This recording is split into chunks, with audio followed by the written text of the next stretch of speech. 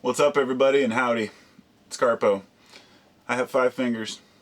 No, that's not true. I actually have 4 fingers and a thumb. But they allow me to do a lot of things. I'm very fortunate to be a human. Very fortunate to be alive. I'm very grateful for all of the things that I do have. And in the process of living this life, I've really analyzed deeply troubles that we face as individuals and tried to gauge how much of that is self-inflicted and how much of it is external. In other words, the old AA saying, God grant me the serenity to change the things I can, or what is it? To accept the things I cannot change, to change the things I can, and the wisdom to know the difference. As much as I hated AA, that was always one of my favorite sayings. The knowing the difference between what we can do things about and what we can't. So in regards to that, we have these problems that come up in life where we get sick, where we suffer for one cause or another. And this morning, I was really thinking how much of this is our own fault.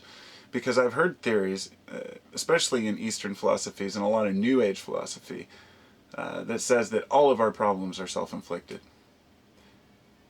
I guess that would be the karma wheel, if you will, in Buddhism and Hinduism. But it's not always based in just karma, but that's basically the principle that defines it. Not karma as a lot of Westerners view it, where you do bad happens to you. I had a really good friend of mine, and when we were like 14, 15, he had this saying that he said, he was just this goofy dude, and he said his version of karma was, if you do bad doo-doo, then poo-poo will screw you. And I have never forgot that. It's the funniest damn thing. If you do bad doo-doo, then poo-poo will screw you. That's just, you do bad shit, and bad shit happens. But karma says that it doesn't necessarily happen in one lifetime. So without getting into reincarnation and that theory, I wanted to kind of get into this this idea that we cause our own illnesses, and we cause our own heartache, that we cause our own suffering. And I can only really break it down to a few different things. Now, if we get sick, it's not always something that's our fault, but quite often it is. And even more often than that, we will see people that are very sick but refuse to do anything about it, and actually get to the point where they enjoy being sick. It becomes an addiction for some people. This is very few, but I think there are varying degrees of that for people. How much effort is a person willing to put in if they have to exercise? Being a person who has chronic pain, I know that I feel better when I walk, but sometimes I won't. This is pure laziness, but it causes me pain. I could sit and gripe about that pain and say, oh, the damn universe, look what it did, but really it's my own lack of action. So what I found is that most suffering is due to either a wrong action or a lack of a right action. And let's take a suffering that, this is one I thought of. I was trying to think of one we couldn't control. Let's say a person grew up in a pretty normal household, everything was fine, and then all of a sudden their brother gets shot, and then their father dies horribly, and their mother gets murdered, and all these things start happening, and all their loved ones start dying. A person might look at that and say, that poor guy, that poor person, look at all these horrible things that have happened to him. But nothing's really happened to him. Things have happened to those around him, and due to his own attachment to those and the love to those people, he's bringing the suffering upon himself. Now, I'm not saying that that's a bad thing, that people shouldn't attach. But this is how you see there are people who refuse to attach because they've lost someone they've loved. And it's really hard for them to make relationships because of that. That's very common. And I think that the suffering that comes from losing is due to having. Now let's talk about a guy, something even more mundane. Let's talk about a guy who loses his whole savings on a bad investment in the stock market. He was a multimillionaire and he loses it all, and he's down to a few $100. Some people will kill themselves over that.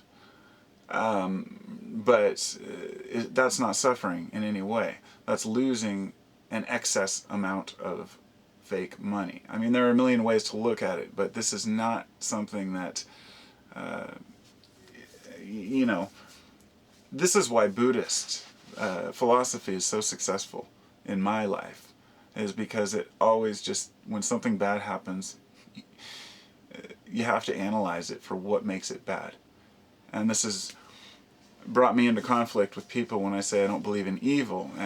Over and over, people start citing things that happen, rape and murder and pillaging and incest, whatever. Incest is a pretty bad example. What people have some very, interesting versions of evil. I mean, homosexuality is evil to some people, so I'm not talking about what they deem bad. I'm saying what is true evil, if evil exists. And no matter what raw example people give me of something that's considered evil, I can always give a similar example of the same situation that may not be considered evil, or perhaps it's not so black and white, or a positive way to look at it. This doesn't mean bad things don't happen, but it's something that I've learned to accept in my life. It's part of life. So without that attachment to everything being so great and dandy, and without this fear of strange new things, the xenophobia again, we're really not affected by the smaller things in life. Things can come and go. You never have to abandon anything. You never have to abandon desire. You don't have to abandon love. What you have to do is abandon attachment.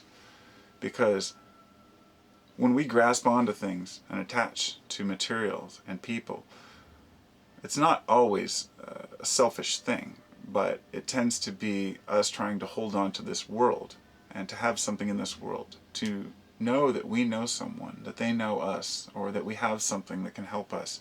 But in the end, once we've come to the realization that we don't take it with us and that nothing matters in the end, that we're all going to go and we all die, you can start to set aside those attachments.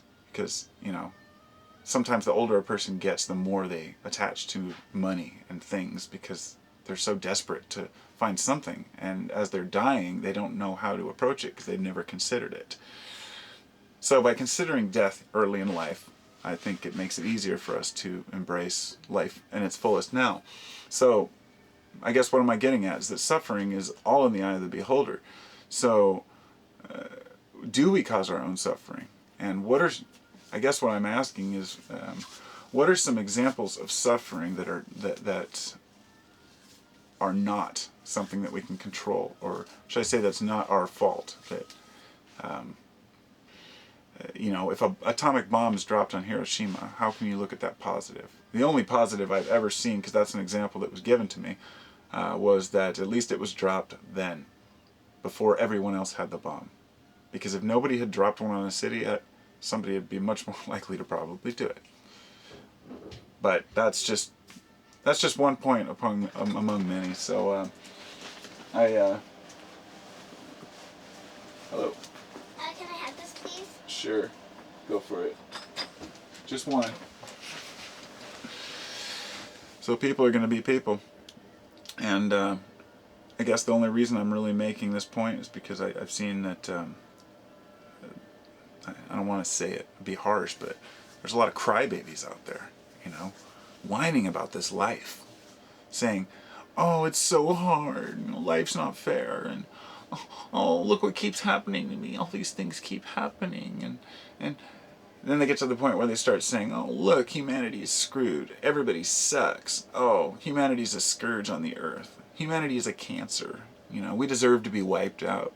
And when I hear people say stuff like that, I just think, that's projection, When you don't feel like you're a good part of society, and you don't feel like you're making an effort, and you don't feel like you're trying to help the causes that better humanity, then you might be prone to say, "Oh well," and give up on it. It's the defeatist attitude. And whenever I hear people talk like that, I have to speak up and say, "You're full of shit." You can't just give up on society because you're tired of it, or because it's not working out the way you wanted your life to be. And that's a very common thing that people do. Each person's entitled to do what they want in life, but if they're going to whine about life, they better be ready to face the music when it comes to people telling them to shut up, because there's always something worse. Whenever I hear somebody complain, in the West here or somewhere in my city or anyone I know, I can't feel any real pity for people the way that maybe I once did. If something happens, oh well, it could always be worse. And maybe that's come with my cynical attitude with seeing how much worse it could be, but those are just the points that I wanted to make. And there are real problems, don't get me wrong. I'm not belittling people who have issues in life. But what I'm saying is that each individual has to analyze the problem that they consider a problem and really dig in and ask themselves, is it a problem that I can change? Am I choosing not to change it because of my own stubbornness? Or am I holding on to it because it helps me to have something to whine about? And you'd be surprised how often that's the case. Some people are born complainers. And I just choose not to associate with them. So namaste, everybody.